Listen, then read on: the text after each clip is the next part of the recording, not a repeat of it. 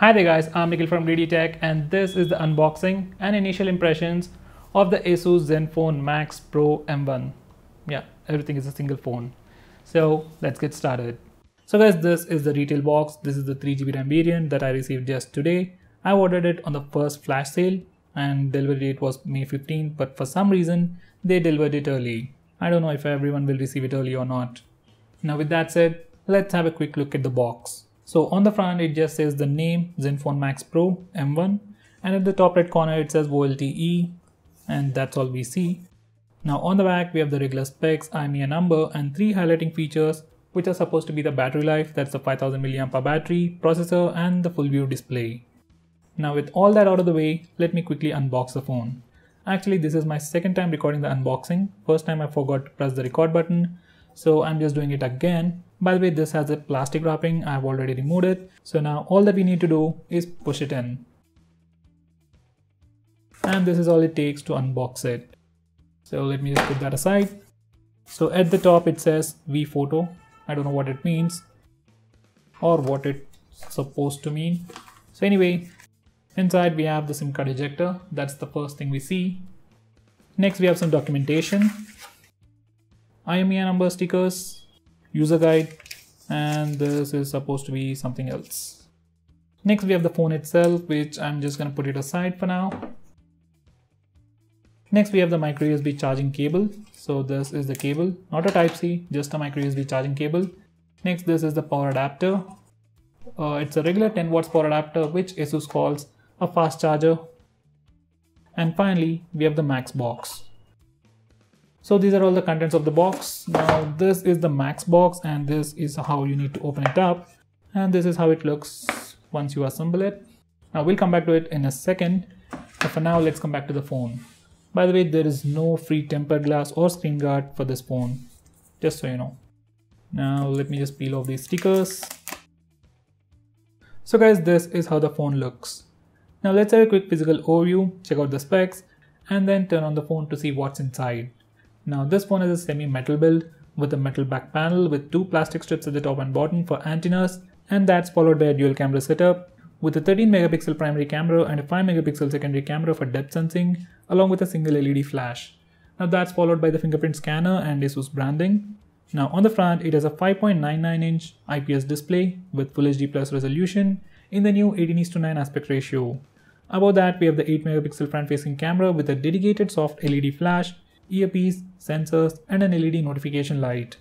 At the bottom it's completely plain, we have on-screen buttons instead. Above the display we have just the microphone hole and at the bottom we have the 3.5mm audio jack, a microphone hole, micro USB charging port and a mono speaker.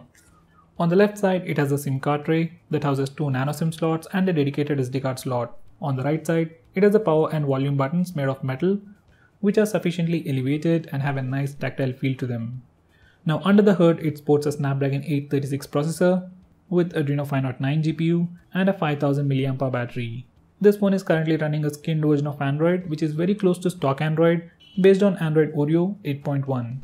It comes with all the basic sensors including compass, gyroscope, FM radio, LED notification light and a fingerprint scanner. It supports dual SIM with dual 4G and VoLTE, but we can't make video calls directly from the phone dialer. It is available in 2 variants. Base variant starts at 11,000 rupees for 3GB of RAM and 32GB of storage, and the next variant is priced at 13,000 rupees for 4GB of RAM and 64GB of storage, and it's sold exclusively on Flipkart. Now there are some additional launch offers like an extra 1000 rupees off for exchange, no cost EMI for all credit cards and Bajaj FinServe, a tempered glass and back cover for just 99 rupees, and most importantly, complete mobile protection for just 49 rupees. This complete mobile protection covers a lot of things like door pickup and drop, accidental damage protection and liquid damage protection. This covers more than your regular warranty. So I would definitely recommend you to get the complete mobile protection along with the phone. I am pretty sure you can't do it once you buy the phone. Now those were all the specifications, offers and pricing of the phone. Now let's quickly turn on the phone and see what's all this phone about. This is how we register the fingerprint, and compared to other phones it is kinda slow. I mean the registration process. So guys, now the phone is turned on. So guys, this is how the home screen looks and these are all the applications that come pre-installed on this phone. Not a lot. Now this is a 3GB RAM variant. Let's check out the free RAM and free storage on this phone.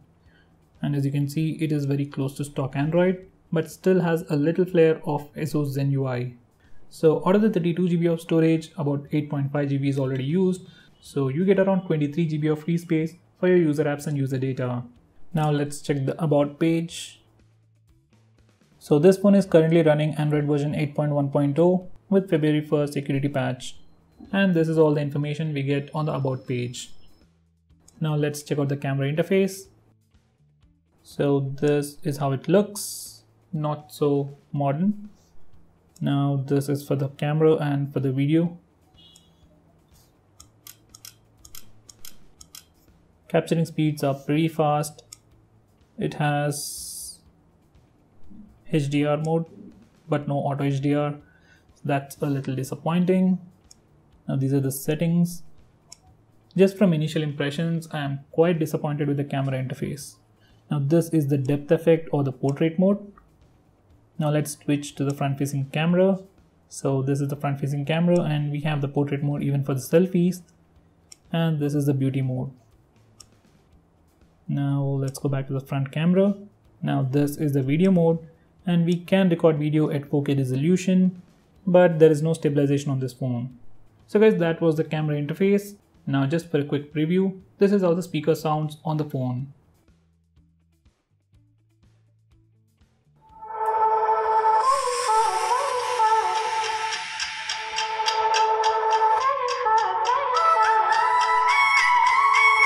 Now this is how it sounds on the Max box.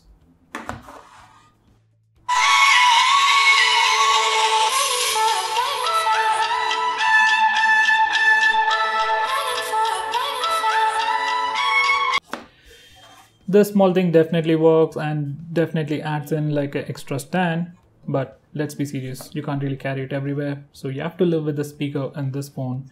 Most of us usually are habituated to using our phones in this way while watching videos, so you get a very similar effect even if you hold the phone in this way.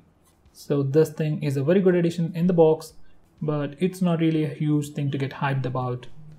Now coming to my initial impressions, phone feels heavy and thick to hold. Now this phone weighs just 180 grams, which is exactly same as Redmi Note 5 or the Note 5 Pro, which come with a 4000 mAh battery. Now considering this phone has a bigger battery, weight is definitely very well managed, but as you can see, it is quite thick.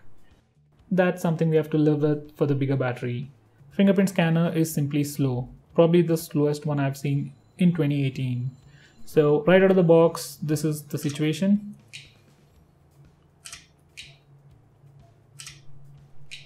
So as you can see, it takes like a second or maybe 2 seconds to unlock the phone. And with OTA update, I've heard that it has improved, but it is still slower than other phones. Now coming to the software experience, it is very close to stock Android, so that's a pretty good thing. Camera interface or the camera application itself feels very outdated. Build feels pretty good. It's not the most premium looking phone. It's a regular industrial design. We can live with it.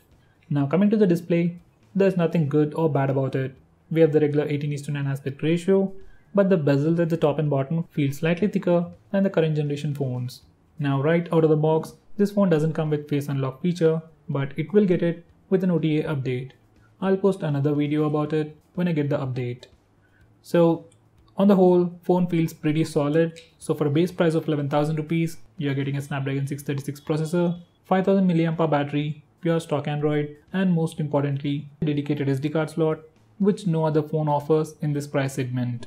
Yes, there are some phones that offer that, like the Moto G5 Plus or the Infinix Hot S3, but they don't offer the latest processor, display, or the bigger battery. So on the whole, it's a great value for money if you're looking for some hardcore performance. So guys, if you're looking for the best phone under 11,000 rupees with great performance and a bigger battery, then I'll definitely suggest you this phone. And if you're planning to buy this phone, use the link in the description. It really helps the channel. So guys, these are just my initial impressions. I'll be using this phone for a few days and coming up with more videos on this phone. So subscribe to our channel and stay tuned to us for more content on the Asus Zenfone Max Pro M1.